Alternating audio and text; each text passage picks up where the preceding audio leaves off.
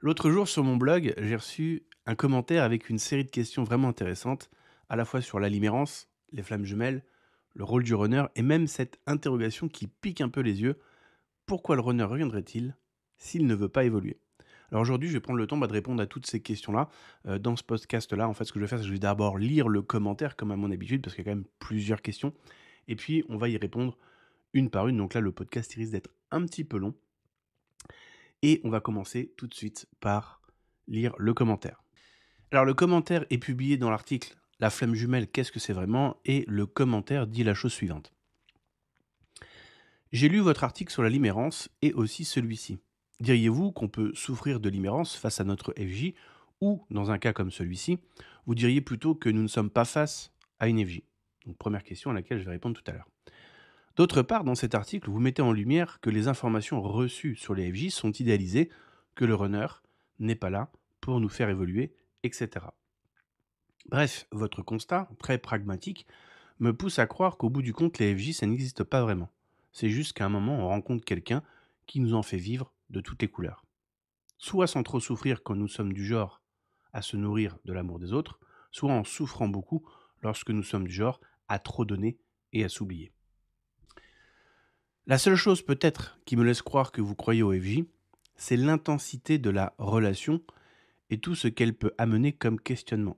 Je me demande, si le runner ne souhaite pas évoluer et veut seulement profiter de l'amour du chaser, pour quelle raison vous consulte-t-il? Je voudrais aussi savoir si vous croyez en une relation possible, saine et bien concrète entre FJ. Ou alors, n'y voyez-vous qu'une manière de se libérer émotionnellement? Je suis aussi curieuse concernant ma première question sur la libérance. Est-ce que ça peut être avec une FJ ou c'est un leurre? Merci. Alors évidemment, dans ce commentaire, il y a beaucoup de questions. Donc, on va commencer dans l'ordre chronologique donc, du commentaire. Donc, peut-on souffrir de limérance face à notre FJ ou dans un cas comme celui-ci, vous diriez plutôt que nous ne sommes pas face à une FJ? Première chose, comment on fait pour pouvoir prouver que la flamme jumelle existe? Ça, c'est un truc sur lequel je reviens de manière récurrente à mes clients. Je dis, il y a un concept, flamme jumelle. Ok. Qu'est-ce qui tend à montrer que c'est vrai? Je veux dire, une fourchette en français, ça s'appelle une fourchette. En Espagne, ça s'appelle tenedor.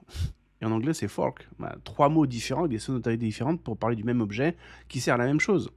Du coup, un type de relation qu'on a vécu. Il y en a qui vont l'appeler narcissique victime. Nous, on peut l'appeler flamme jumelle. Mais ce qui compte, c'est qu'est-ce qui est vécu, quels sont les critères qui débordent de cette dynamique relationnelle, et ensuite, qu'est-ce que j'ai envie de faire de ça?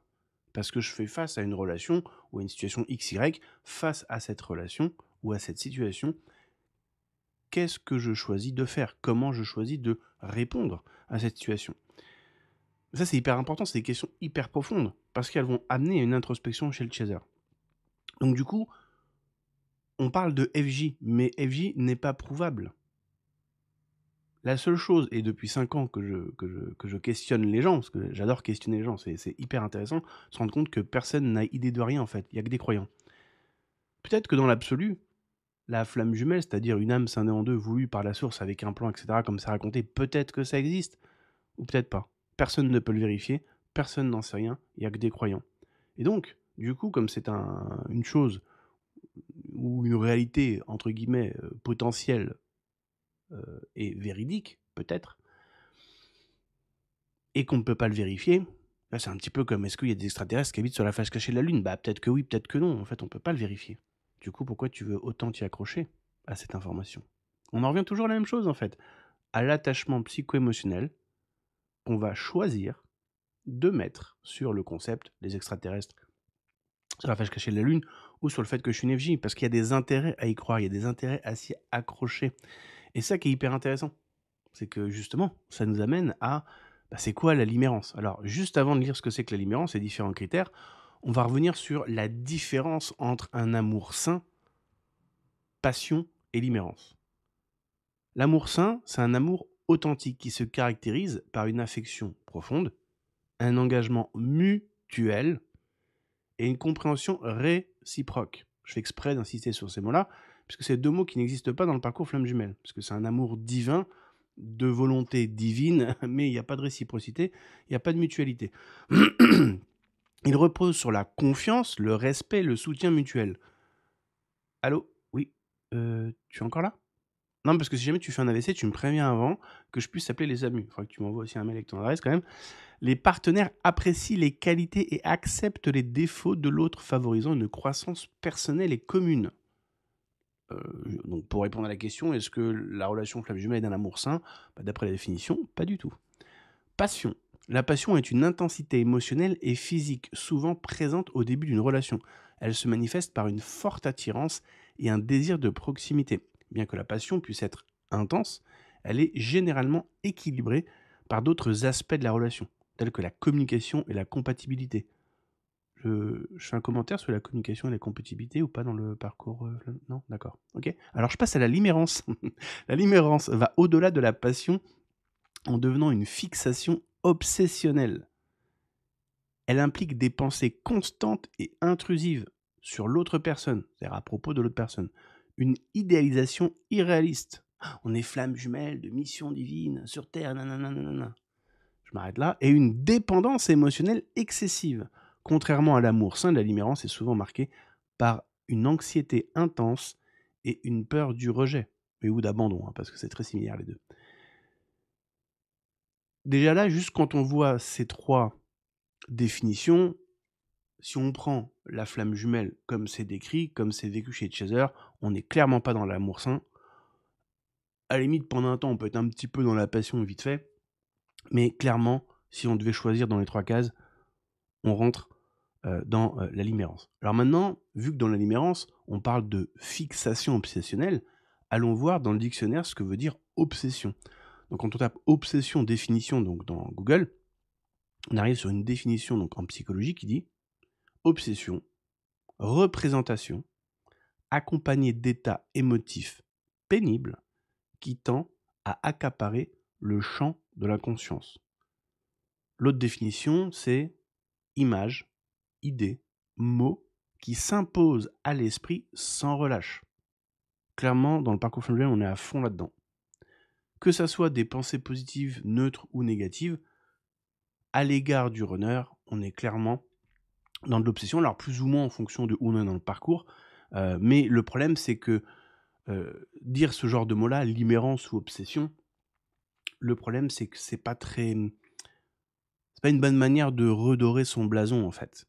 Donc ça donne pas une étiquette de soi vraiment positive, et ça on n'aime pas.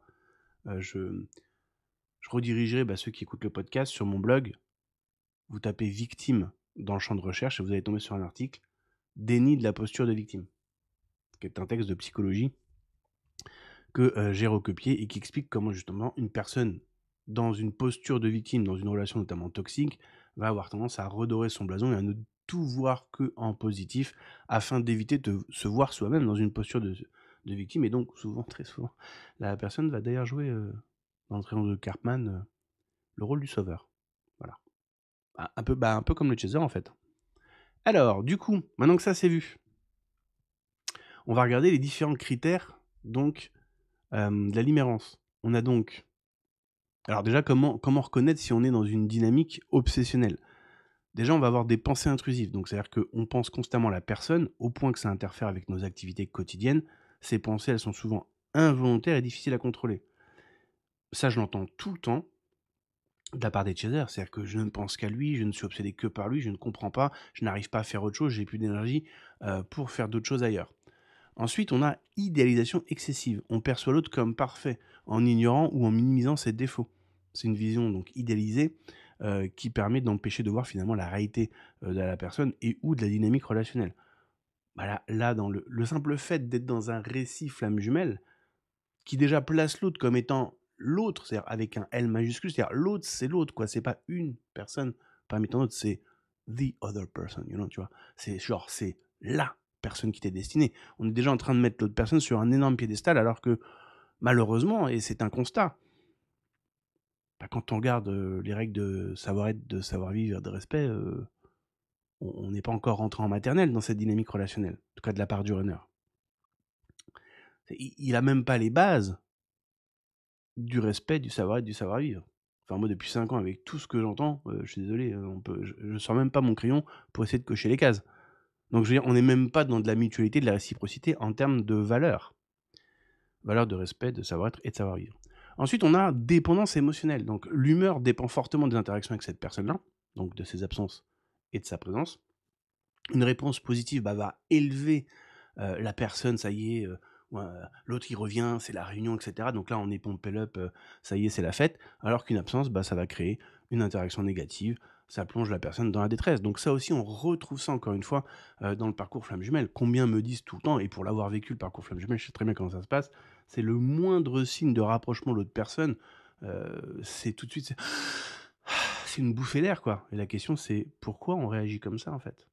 Et c'est là où il faut un peu le lâcher, tous les récits style spirituel, parce que pendant qu'on s'y accroche à ces réponses-là, on évite l'introspection qui fait que, pourquoi justement on réagit comme ça?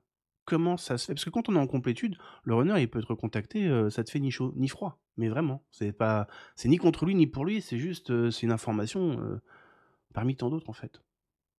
Avant, c'était pas le cas. Ensuite, on a une quête de réciprocité. Alors celle-là, c'est du lourd. Quand on est, dans une dynamique obsessionnelle, on est complètement obnubilé, et c'est pour ça que ce commentaire, il tombe bien, parce que je voulais en faire une vidéo, sur comme le chaser, il veut quelque chose du runner, il veut, être en réunion, et cetera, forcément ce qu'il va y avoir, mais c'est obligé, ça peut pas être autrement. Il veut que ça soit réciproque.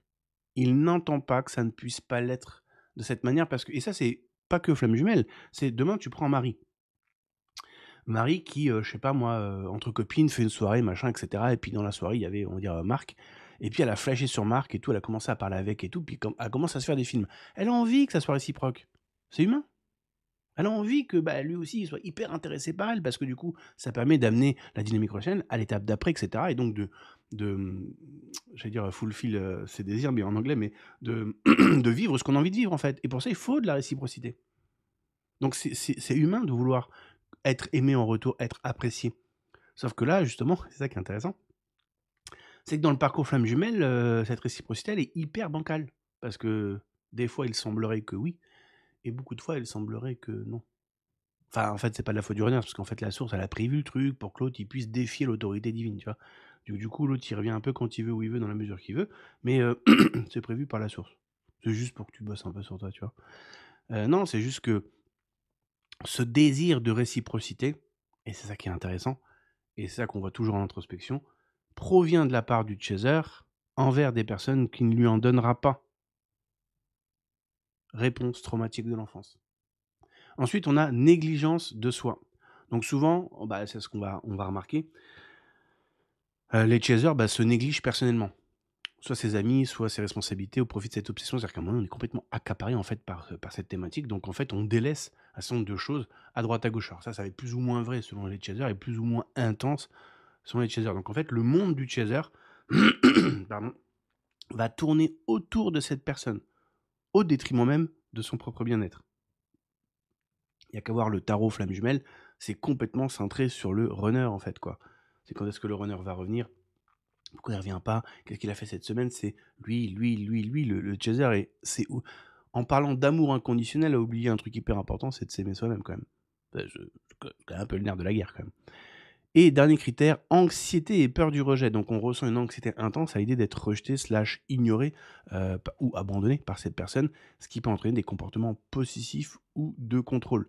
Notamment, là on va retrouver tous les chasers, et je sais parce que je l'ai fait aussi, donc c'est pour ça que ça me fait rire. C'est on va regarder le WhatsApp de la personne, quand est-ce qu'elle s'est connectée, si elle est online, etc. Et puis si elle est online au moment où on se connecte, alors là c'est un signe de l'univers, hein. Ça fait juste 45 fois qu'on se connecte au même, en même temps on regarde toutes les 10 secondes, donc forcément il y a bien un moment donné, en termes de probabilité, ça va matcher. Mais quand on voit que la personne est online en même temps que nous, observe, si tu le fais encore, ça, observe tes pensées à ce moment-là. Tu vas rigoler, tu vas avoir toutes les réponses que tu veux, parce que ton mental ego, il va te dire ah, ça y est, c'est bon, on est connecté, il pense à moi. Non, c'est ton désir de réciprocité, ta quête de réciprocité, parce que toi, tu vas voir son Instagram, ou pardon, son WhatsApp, et tu vois que la personne est connectée. Tu as envie que l'autre personne fasse pareil.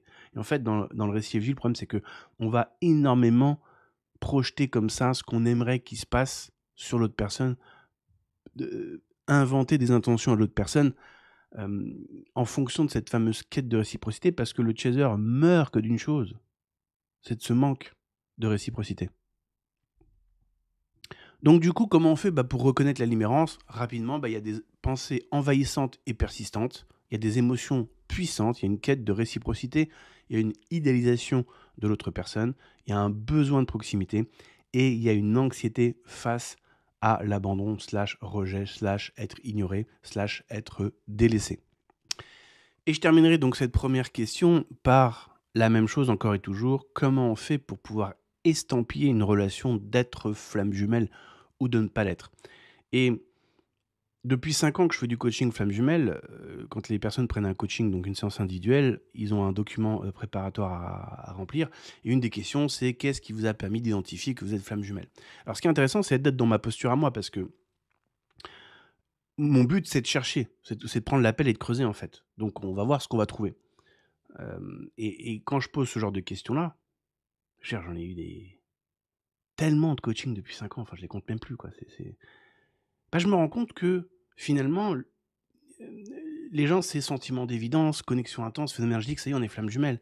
Et en fait, on va très très vite se catégoriser flamme jumelle parce que ce qu'on vit ressemble à une dynamique relationnelle qui est racontée dans le parcours flamme jumelle, donc tout de suite, on va s'auto-ériger comme flamme jumelle. Sauf qu'il y a plein de dynamiques relationnelles qui fonctionnent sur la même armature. Donc, c'est juste qu'à un moment donné, on préfère appeler ça flamme jumelle que narcissique victime, par exemple. En Espagne, ils appellent ça des quasi-relaciones, c'est-à-dire des presque relations. Et d'ailleurs, chaque fois que j'écoute des psychologues ou des spécialistes des thérapies, mais de relations de couple, ils disent, mais les presque relations, c'est les pires. C'est comme si tu mettais je sais pas, un bout de viande devant le museau d'un chien qui a la dalle, quoi. Il le sent. Ah, et ça le choper, il n'y arrive pas. Et des fois, tu lui en donnes un peu, mais après, tu le retires. Donc, c'est hyper souffrant, en fait, comme relation. Et je rappellerai la chose suivante, le parcours flamme jumelle se targue d'être un parcours d'éveil spirituel, et la définition de éveil dans le dictionnaire, c'est action d'éveiller, action de se révéler, de se manifester. Et tant qu'on reste comme un cheval avec des œillères sur un unique chemin, parce que c'est celui qui nous convient, parce que c'est celui qui est censé nous avoir montré que c'était le bon chemin, puisqu'on a eu la lune de miel, bon, après la lumière de l'âme, mais a priori on devrait récupérer ça, on n'est pas dans un chemin d'éveil, on est dans un chemin de conditionnement, de fermeture. Parce que, justement, s'éveiller, c'est dire, et s'il y avait autre chose ailleurs? Et s'il y avait d'autres voies, d'autres options? Et si j'allais les explorer pour me rendre compte vraiment de quel est le meilleur chemin pour moi, en fait? Là, on devrait s'éveiller, mais pour s'extirper de ce sentier. Là, on va faire face à nos résistances, nos peurs, nos doutes, et donc on va révéler, et ça va manifester ces peurs, ces doutes, qu'on va soit derrière vouloir traiter, soit qu'on n'aura pas envie de traiter, et du coup, on repartira dans l'endormissement. Et on ira se conditionner au fait que c'est le bon chemin, c'est ça la voie, etc. Parce qu'en fait, on ferme notre regard au possible.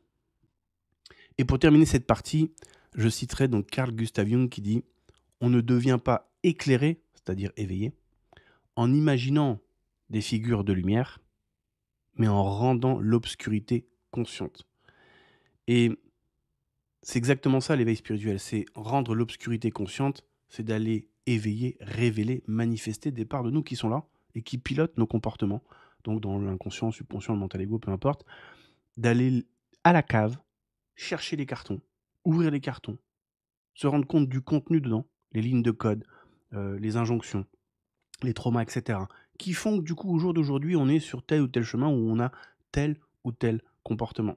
Tant qu'on veut se croire flamme jumelle et que c'est la voie et que c'est ça l'éveil spirituel, en fait, on est complètement perdu en pensant être sur le bon chemin.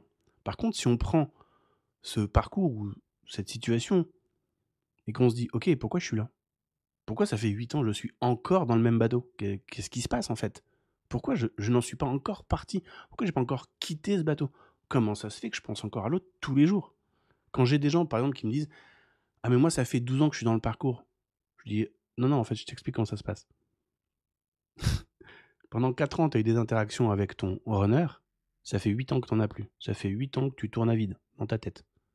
Il se passe plus rien. C'est juste toi dans ta tête tout seul. Donc ton histoire, ta relation, ton interaction avec l'autre personne a duré 4 ans. Ça fait 8 ans que tu es en non-communication totale. Ça fait 8 ans que tu tournes en boucle, tout seul. dans ta tête. De ça, on peut s'en sortir. Mais on peut pas s'en sortir tant qu'on continue de penser que c'est normal, en fait. Tant on continue de normaliser ce qui ne l'est pas. Tout simplement, une obsession, c'est pas normal. Ça fait partie des, entre guillemets, virus du mental ego, ou des choses, un peu comme un ordinateur, quoi. Il est fait pour fonctionner, mais de temps en temps, tu peux avoir un virus, tu peux avoir des bugs, tu peux avoir des trucs. Bon, bah, faut considérer le mental ego de la même manière. Mais on peut s'en sortir.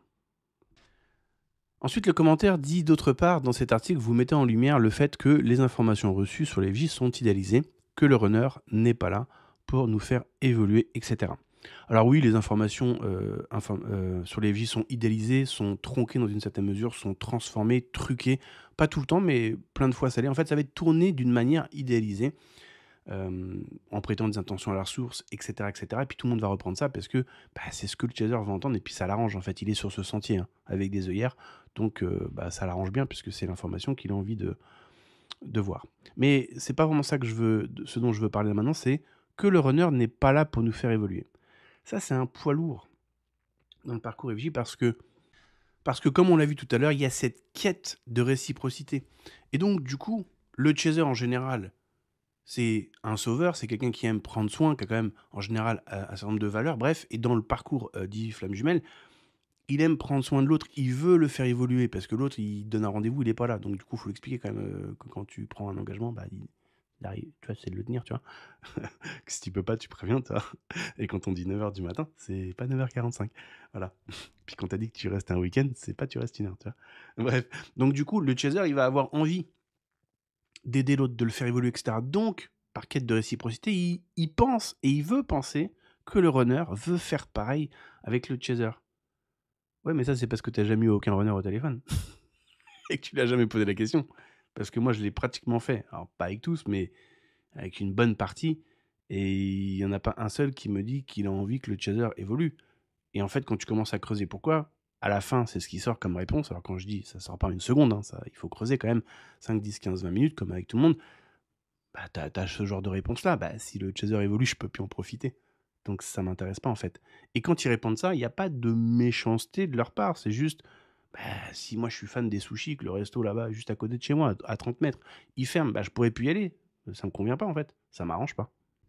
Et le problème, c'est que si le chaser commence à le voir comme ça, il va se sentir extrêmement seul dans cette relation et à sens unique. Et en fait, c'est déjà le cas.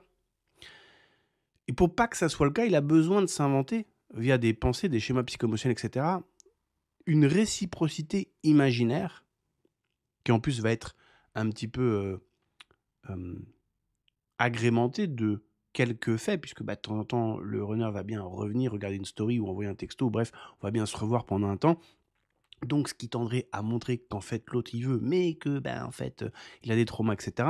Donc, ça va venir complètement alimenter, finalement, la psyché du chaser, c'est-à-dire que on va imaginer que l'autre est là pour nous faire évoluer, alors qu'en fait, on évoluera que si on choisit de dire, tiens, je suis face à une situation X ou Y devant moi, comment je choisis d'y répondre? Est-ce que je reste sur ce sentier les yeux fermés, ou est-ce que je vais explorer d'autres sentiers? Tout simplement. Et c'est pour ça que dans ce genre de discours spirituel, on adore tout de suite prêter des intentions à la source. On a l'impression que tout le monde parle avec la source, quoi. La source a dit que, la source a créé que, la source a mis le runner sur ma route pour que je puisse évoluer, etc. Parce que ça rassure, en fait. Parce que la vérité crue, c'est t'as rencontré quelqu'un, la personne, bon, bah, elle a son comportement, toi, tu as le tien. Face à ça, tu décides de faire quoi? Et ça remet tout à plat, en fait. Parce qu'en faisant ça, on en revient toujours au même. L'introspection du chaser. Et ici, je vais en profiter parce que ça me vient tout de suite à l'esprit, donc je vais en parler là. Le chaser a autant pas envie de faire son introspection que le chaser de reconnaître la vérité de son comportement. C'est-à-dire que quand on regarde le runner, on dit oui, mais on peut jamais parler avec lui, il part toujours dans le silence, les trucs, tu es en train de fuir les conversations un peu difficiles qui vont forcément le pointer lui du doigt parce que c'est quand même lui qui dit A, qui fait B, et ainsi de suite. La force que le met le runner à bloquer, nier, éviter sa part de responsabilité dans l'interaction chaser-runner, et donc à changer ses comportements, on retrouve la même intensité chez le chaser.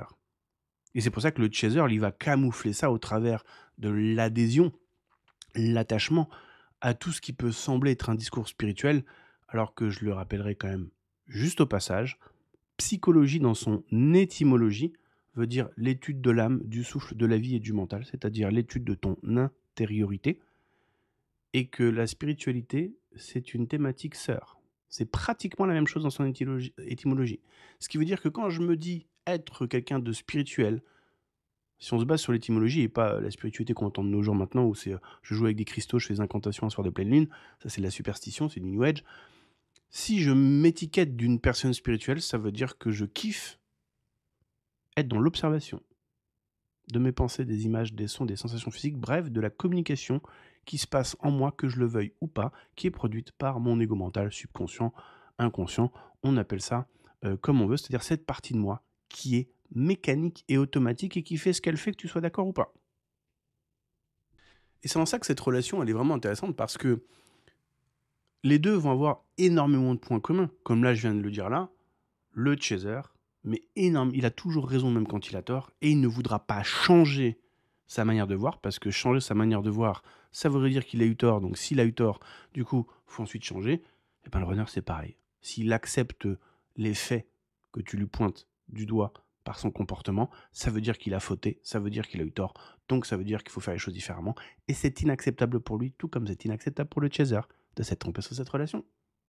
Tout comme par exemple, ça c'est un autre point commun, le runner, on dit qu'il a un vide intérieur qu'il tente de remplir au travers du relationnel, donc de plusieurs personnes, mais le chaser, il a aussi ce vide intérieur. La différence, c'est que lui aussi, il va essayer de le combler avec le relationnel, mais avec une personne, parce qu'il n'arrive pas à le remplir ou à se sentir nourri ou complet avec l'apport de plusieurs personnes, et c'est en ça qu'ils sont similaires mais différents, ils ont le même problème, vide intérieur, ils vont utiliser la même solution, le relationnel, donc pour combler ce vide intérieur, mais il y en a un qui va être, on va dire ça comme ça, polygame, et l'autre, il est monogame. Et ça change toute la donne. Parce que ça veut dire que c'est pour ça qu'on disait dans les vidéos flammes jumelles à l'époque, ouais, mais le runner, c'est un peu, ce parcours, il est un peu injuste parce que il a l'interrupteur émotionnel, etc. Bah oui, parce que quand il s'est nourri là, il a plus besoin de rester en fait, donc il peut aller ailleurs. Alors que c'est pas du tout comme ça chez le chaser. Le chaser, lui, quand il va ailleurs, il dit, bah ouais, mais ailleurs, c'est fade en fait. Et c'est pour ça que je l'expliquais dans la vidéo la double contrainte, c'est-à-dire qu'il y a le runner, on va dire, à gauche, et puis à droite, il y a les 8 milliards d'êtres vivants sur la planète, quand même un peu beaucoup, 8 milliards quand même. Donc il y a au moins 2 milliards d'adultes hommes et ou femmes. Donc, il y a de quoi faire quand même. C'est pas le choix qui manque. Mais le chaser, ça l'intéresse pas. Ça l'intéresse pas tant qu'il va pas regarder ses cartons dans sa cave pour essayer de comprendre mais pourquoi je suis bloqué à ce point-là. Donc forcément, comme à droite, c'est pas intéressant, c'est fade, il reste que le runner qui a fait vivre ce ressenti d'extase ou de complétude, enfin, peu importe comment on l'appelle, ce côté complicité fusionnelle, etc. Et donc, dans le cerveau du chaser, c'est à gauche, le runner, on a vécu ça, à droite, il n'y a rien. Du coup, j'attends que l'autre s'éveille, que l'autre se réveille, enfin, que l'autre, il revienne, en fait. Mais comme l'autre, il fonctionne pas du tout pareil sur ce point-là, et il revient pas. T'as remarqué ou pas? Non, t'as pas remarqué? Regarde tes textos, tu verras. Alors ensuite, dans le commentaire, la personne dit: «La seule chose peut-être qui me laisse croire que vous croyez au FJ, c'est l'intensité de la relation et tout ce qu'elle peut amener comme questionnement. Je me demande si, le runner ne souhaite pas évoluer et veut seulement profiter de l'amour du chaser, pour quelles raisons il vous consulte?» Alors en fait, moi, c'est pas que je crois au FJ ou pas, c'est que j'en ai, en fait, rien à faire, tu vois? C'est pour moi, c'est aussi important que de savoir si, des extraterrestres vivent sur Saturne, Jupiter ou sur la face cachée de la Lune. C'est, s'il y en a, il y en a, et s'il y en a pas, il y en a pas, tu vois? Par contre, au début de la relation, quand moi j'étais dans le parcours familial, je suis passé par toutes les étapes clés du chaser en fait. Hein. Faut pas croire aussi. Hein. J'étais persuadé, la lumière divine, le truc et tout, parce qu'en fait, on rentre dans des étapes psychoémotionnelles qui font que, vibratoirement parlant, effectivement, on peut être connecté à un certain nombre de choses. D'ailleurs, je le répéterai jamais assez, il y a des gens du monde de la spiritualité qui font des sorties de corps qui disent que quand on est dans ce parcours flamme jumelle, en fait, c'est piloté par des entités bas astrales qui se nourrissent de tout le fratras psycho-émotionnel, donc énergétique, que ça crée. En gros, je te la fais simple, un exemple à l'Alexis, t'es un hamster qui court dans une roue, donc qui va nulle part, tu vois, le rond-point, quoi. Et puis ça génère l'électricité, et puis ton voisin, il l'utilise pour allumer sa télé, pendant que le hamster il court en pensant aller quelque part alors qu'il va nulle part. Bon, après, est-ce que ça aussi c'est vrai ou pas? En fait, je m'en fous. Moi, par contre, ce que je sais, c'est la chose suivante, et ça, c'est du 100% garanti, sur facture, et en plus, c'est répétable, et c'est tout le temps duplicable. À partir du moment où on travaille sur la psycho-émotionnelle du chaser et qu'on commence à désactiver, dissoudre, désengager, on appelle ça comme on veut, ou guérir les traumas du passé, tout ça, ça s'arrête. Alors évidemment, pas du jour au lendemain, ça se fait progressivement, mais ça, c'est sûr et certain. Et c'est bien ça tout le nerf de la guerre de ce genre de parcours, c'est-à-dire qu'en fait on est face à un chaser qui va avoir raison mais en même temps qui veut guérir.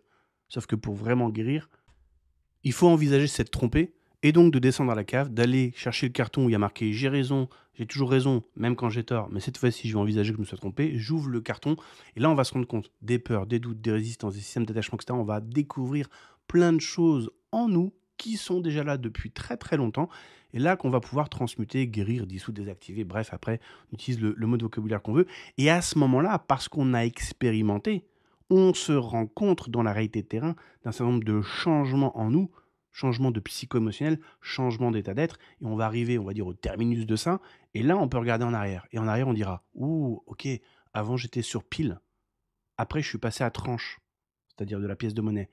Je vais descendre à la cave. Puis là, à tranche, j'ai fait tout mon travail sur moi, etc. Et maintenant, je suis du côté face. Maintenant, je connais pile, je connais la tranche, et je connais face. Quand on est dans le parcours flamme jumelle et qu'on est sur le chantier avec des œillères, on est juste dans pile, on ne voit que ça. Et c'est pour ça que quand on est dans le parcours flamme jumelle, il n'y a aucun discours, outil ou méthode ou technique qui permette une vraie guérison parce que ça ferait sortir du sentier en fait. Et que toute la bubule flamme jumelle, comme je l'appelle, elle veut rester dans son système de pensée tout en parlant d'éveil spirituel, tout en parlant de guérison, etc. Parce que ça donne une impression d'eux. Mais la première chose à faire si on veut guérir, c'est de commencer à parler des traumas, des résistances, de tout ce qui est caché. D'où la citation de Jung tout à l'heure, qui dit « On ne devient pas donc éclairé en imaginant des figures de lumière, c'est-à-dire en parlant de lumière, en parlant de figures de lumière, en parlant de guérison des traumas, etc., etc., etc., mais en rendant l'obscurité, c'est-à-dire ce qui est caché, à la conscience, c'est-à-dire d'aller prendre sa pelle et sa pioche et d'aller chercher tout ce qui est planqué dans la cave pour l'amener à la conscience, pour s'en rendre compte. Et une fois qu'on s'en est rendu compte, on peut dire « Ok, face à ces nouvelles informations, comment je décide de changer. Qu'est-ce que je vais plus faire? Qu'est-ce que maintenant je vais faire qu'avant je ne faisais pas? Qu'est-ce que je faisais avant que maintenant je ne vais plus faire? Et c'est comme ça qu'on va pouvoir changer et guérir. Et c'est pour ça que c'est intéressant, c'est que dans le récit Flamme Jumelle, j'arrête pas de le dire depuis 5 ans, mais parce que c'est tellement vrai, tout ce qui permet d'aller rendre l'obscurité consciente n'est pas donné. Par contre, ça va imaginer des figures de lumière. Ça va donner une apparence de spiritualité, parce qu'on va parler de guérison, de l'âme, des blessures de l'âme, de la source, mais tout ça, c'est du strass et paillettes spirituel. Un vrai discours spirituel, c'est un discours qui dit « Bon les gars, on va dans la cave. Prends tes gants là, prends ta pelle et ta pioche. On y va, on va chercher. Et là, maintenant, on va transmuter. »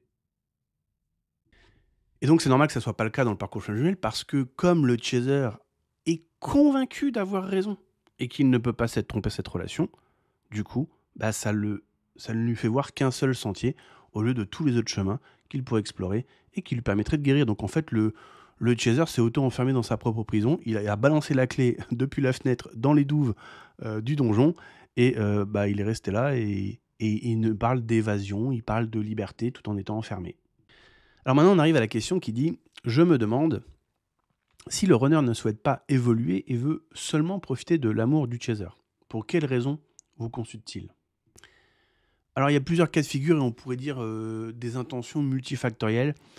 Ce que j'ai remarqué au début quand j'ai commencé à avoir des runners, c'est que j'avais beaucoup de runners qui, au début, venaient pour vider leur sac, c'est-à-dire, comme ils avaient lu mon blog, du coup, ils savaient que j'avais bien compris le runner. D'ailleurs, eux-mêmes le disaient, ils me disaient, t'es un des seuls dans le parcours familial qui a vraiment compris comment on fonctionnait. Donc, d'un côté, bah, ils savent qu'en m'appelant, ils vont avoir quelqu'un qui les comprend et qui les écoute, et en même temps, ils vont pouvoir vider leur sac, en fait. Pouvoir, entre guillemets, expier leur péché. Ça ne veut pas dire forcément, d'ailleurs, que la personne veut rentrer dans un processus thérapeutique sur le long terme, etc. Ça veut dire que ponctuellement, au moins il y a ça. Il y a le côté, j'ai besoin de vider mon sac en fait. J'ai besoin de dire les choses que j'ai faites, je sais qu'elles sont mal, etc. Et le runner sait très bien que ce qu'il fait c'est mal. La preuve c'est qu'il veut jamais en parler. Et ça aussi, il faut vraiment le comprendre. Là je dérive à un chouïa, mais il faut quand même le comprendre. Si le runner évite toutes les conversations difficiles, c'est parce qu'il sait très bien qu'il a fauté. Il sait très bien que ce qu'il a fait, il n'aurait pas dû le faire.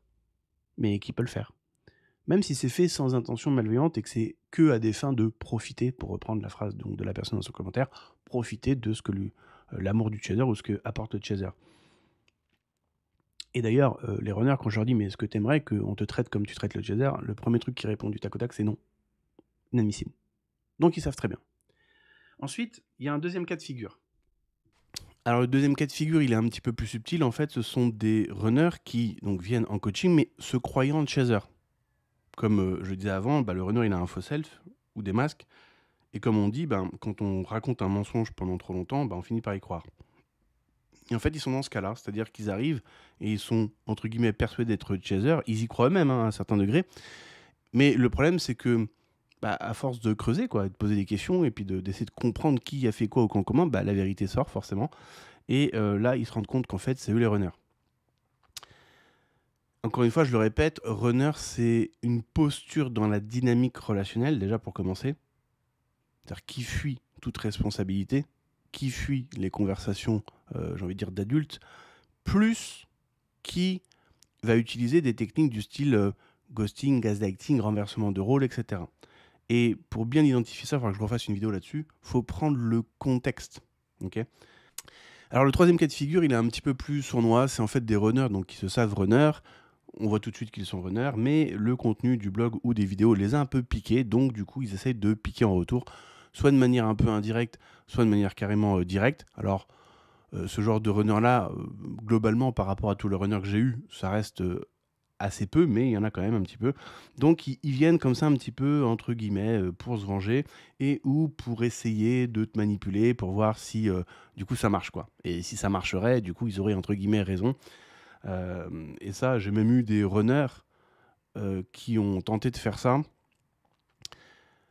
parce qu'ils ont su que j'avais eu leur chaser en coaching. Donc ça va loin quand même dans le parcours Flamme Jumelle. C'est que la personne, elle est capable de prendre un rendez-vous, de payer 90 €, 1h30, pour essayer en fait de se redorer le blason et de se faire un peu passer pour la blanche colombe en essayant à la fois, parce que ils essaient de faire ça, c'est-à-dire de faire passer pour le chaser, pour le méchant de l'histoire, entre guillemets, quoi. Parce que le runner est toujours un peu dans la posture de victime, hein. C'est pas de sa faute, hein. C'est jamais de sa faute, c'est jamais de son fait. Et en même temps, d'essayer soit de me piquer moi au travers d'attaques passives-agressives, et ou de me faire gober leur version de l'histoire. Le problème, c'est qu'un runner, le qui a fait quoi, où, quand, comment, c'est de la mort au rat pour eux. Et du coup, ça c'est déjà arrivé plusieurs fois. Au bout d'un moment, ils sont vénères parce qu'ils se rendent compte que ça marche pas. Donc eux, ils viennent pas vraiment avec une intention de travail sur soi, même si ça parle beaucoup, hein, ça, c'est les runners, ils sont très forts pour dire les bons mots, etc. Mais dans les faits, c'est pas le cas. Eux, ils viennent donc pour ça, pour un peu piquer en retour et ou faire en sorte de valider leur propre point de vue en essayant de manipuler le thérapeute. Mais ça, c'est connu parce que j'ai discuté avec des amis psychologues qui sont aussi dans qui traitent régulièrement les victimes de narcissiques, etc. Et ils me disent oui, ça arrive que le narcissique va carrément proposer, d'ailleurs, à sa victime d'aller en thérapie conjugale, etc. Donc c'est à l'initiative du narcissique. Et que du coup, quand le narcissique arrive, le jour avec c'est entre guillemets sa victime, son conjoint, donc à l'heure du rendez-vous, le narcissique essaie de se faire passer pour la victime. Mais des fois, c'est très dur de savoir qui dit la vérité ou pas. Et ça va se voir au fil des sessions. Mais pour ça, il faut poser les questions qui dérangent. Moi, j'adore faire ça, donc ça va assez vite. Mais que du coup, le narcissique se fait passer pour la victime et essaye de se mettre le thérapeute, le psy, etc. de son côté. Ce qui est hyper atroce pour la victime, parce que la victime même qui sait la vérité, qui sait qu'il se fait manipuler mais qui n'arrive pas à s'en sortir, se rend compte que le thérapeute, du coup, il va du côté du narcissique parce que il sait très bien jouer la victime. Il sait très bien inverser ce qui a été dit, ce qui a été fait. Ils sont très très forts là-dessus. Et les runners, ils sont aussi très forts là-dessus. Alors ça dépend bien évidemment de chaque runner, de chaque binôme. Il y en a qui le font un tout petit peu, il y en a qui le font beaucoup, il y en a qui le font passionnément. Ça, encore une fois, c'est comme quand je dis le runner, il fait du ghosting, gaslighting, renversement de rôle, technique de la miette de pain, orbiting, etc., ghosting et toute la clique. Oui, c'est des paramètres qu'on retrouve souvent, mais à différents degrés, à différentes fréquences et intensités selon chaque binôme. Puis ensuite, il y a le quatrième cas, ça va être le runner, donc qui se sait runner, on sait qu'il est runner, il n'y a pas de doute là-dessus, mais il veut travailler sur lui, donc ça aussi j'en ai eu, il veut avancer, il veut comprendre en fait comment il fonctionne, parce que en lui, ça va pas. Et donc du coup, il en a marre de cette souffrance, donc il veut avancer. Maintenant, ce qu'il faut dire aussi, c'est qu'en général, ces gens-là démarrent de très très loin, et que le runner, sa plus grande peur, on pourrait dire ça comme ça, c'est de faire face à son intériorité. Parce que ça veut dire reconnaître les différents flux de pensée qu'on a, les différentes décisions qu'on a prises, pourquoi on les a prises, etc. Reconnaître que Bah, c'est tout aussi dur pour le runner de reconnaître ses manipulations, ses mensonges, etc., puisque c'est quand même lui qui les a faits, ou elle qui les a faits, comme le chaser de reconnaître que peut-être qu'il s'est gouré cette relation, quoi. C'est le même genre de truc, hein. C'est un chaser, quand tu lui dis, mais t'as déjà envisagé que tu t'es trompé, en fonction de où il est dans son parcours, c'est comme si tu lui donnais de la mort, hein. Alors que bah, les faits sont quand même là pour montrer que la relation ne fonctionne pas. Mais bref. Et donc, du coup, bah, eux, ils sont là pour avancer, ils veulent travailler sur eux. Donc là, bah, ils démarrent un travail sur eux, mais ils démarrent de loin. Parce que, en gros, ils sont, j'avais expliqué dans une autre vidéo ça, c'est comme si il y avait la fameuse porte, donc de la cave, et ils sont là devant à vouloir prendre la poignée, mais ils ont peur de tout ce qu'ils vont trouver. Donc là, au moins, c'est bien, ils amorcent leur travail, mais ils démarrent de très très loin. Et je le dis à l'avance pour les chasers, quand même, quand ils font ça, faut pas oublier que le runner, il est égocentré quand même. Ils font ça pour lui. Ils le font pas en espérant, comme le ferait le chaser d'ailleurs, en disant mais si je travaille sur moi, du coup je vais pouvoir me réunir avec mon chaser. J'en ai entendu aucun qui fait ça pour ça. Et d'un côté c'est bien, parce que l'idée c'est de le faire pour soi en fait, ce travail sur soi, c'est pour être bien avec soi-même. C'est pas une question de faire ça pour moi, mais en même temps, je pense qu'il y aurait moyen de moyenner avec mon chaser, ou inversement. Donc quand eux ils le font, il n'y a pas dans leur champ mental je fais ça parce que je suis binôme de flammes jumelles, donc du coup, en travaillant sur moi, je reconnais le lien, et donc du coup, je serai réuni avec l'autre personne. Il n'y a que les chasers pour penser comme ça.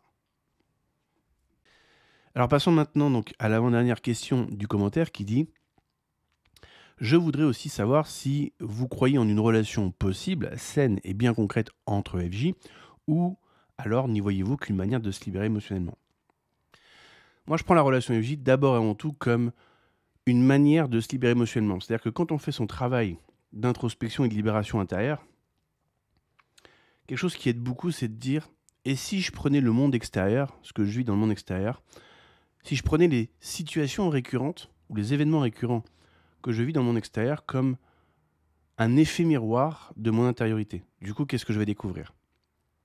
Là, je parle bien de prendre des situations, événements ou des relations, bref, tout ce qui vient de manière fréquente et récurrente, c'est-à-dire des choses qu'on a vécues plusieurs fois. Par exemple, si on prend Julie, qui a rencontré 3 ou 4 bonnes grosses relations toxiques, que ce soit avec des passifs agressifs ou des narcissiques, peu importe, que ça soit elle qui attire ces relations ou pas, ce qui est sûr, c'est qu'à un moment donné, elle s'y arrête. Donc, à un moment donné, en elle, il se passe un truc qui fait que du coup, elle clique, elle tique sur cette personne, elle a envie d'explorer cette relation, et puis avec le temps, elle va se rendre compte de ce que c'est. Du coup, il y a quelque chose en elle qui fait ça, parce qu'elle a rencontré plein d'autres gens sur qui elle ne s'est pas arrêtée. Et dans ces gens-là, il y a plein de gens qui sont sains, mais pour autant, ça ne l'a pas spécialement intéressée. Donc du coup, moi je prends d'abord la relation FJ pour ça. Et quand on prend la relation FJ pour ça, c'est-à-dire qu'on arrête de penser à la réunion, etc., qui n'est que l'expression d'un trauma, d'un manque intérieur, c'est-à-dire qu'on veut la réunion pour se sentir complet, parce qu'on se sent incomplet, c'est là qu'il faut bosser, on va découvrir énormément de choses, mais énormément de choses sur soi. Et en ça, la relation FJ, quand elle est prise dans ce sens-là, c'est un cadeau. Si on est encore en mode on veut la réunion parce que la source, parce que le tarot a dit que, parce que les heures miroirs ont dit que, on a l'impression d'être sur le bon chemin, mais on peut pas être plus perdu que ça. Mais en même temps, ça fait partie des étapes par lesquelles on va passer. Alors je vais faire une petite digression parce que maintenant que j'y pense, moi à l'époque où j'étais dans le parcours FJ, pendant 10 mois, je crois, quelque chose comme ça, j'ai noté toutes les heures miroirs, tous les chiffres répétitifs que j'ai vus. Je crois que j'en ai déjà parlé dans une autre vidéo. Et à la fin du 10e mois, j'en avais marre, en fait, clairement, hein, parce que je mettais 1h30 par jour à tout répertorier.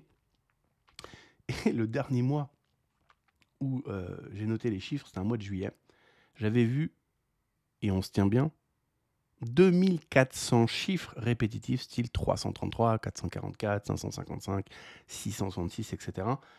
D'ailleurs, je vais faire une vidéo comme ça qui raconte un peu mon parcours, parce que du coup, c'est vrai que quand j'y pense, je ne l'ai pas vraiment fait.